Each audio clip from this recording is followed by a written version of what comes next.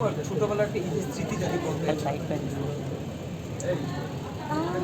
ঈদের স্মৃতি তো ওই ছোটবেলার কথা যদি বলি তাহলে উপহার কেন্দ্রিক স্মৃতিই হবে।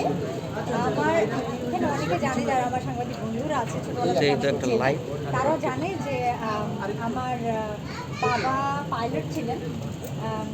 উনি এখন রিটায়ার্ড, বাংলাদেশ বিমান এয়ারলাইন্সের পাইলট ছিলেন। তো বাবাকে চাকরির সুবাদে তো প্রায় সময় দেখা যেত মাসে 25 দিন 28 দিনই দেশের বাইরে থাকতে হতো।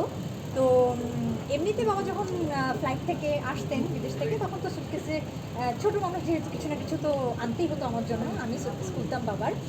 কিন্তু ঈদের সময় দেখা যেত বাবার ফ্লাইট থাকে অনেক সময়, ঈদের দিন থাকতে পারছেন না, ঈদের পর দিন আসছেন বা ঈদের 3-4 দিন পর আসছেন।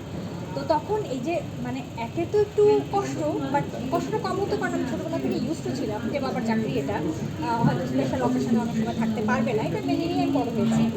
কিন্তু এই যে যেটা আপনি জানতে চাইলেন যে এই যে ঈদের 2 দিন পর 3 দিন পর 4 দিন পর বাবা আসবে, সেই সুটকেস আমি খুলবো এবং সুটকেসে আমার জন্য কী স্পেশাল গিফট থাকবে, এই এক্সাইটমেন্ট, এই অপেক্ষাটা আমার খুব দারুণ লাগতো, আমি খুব এনজয় করতাম।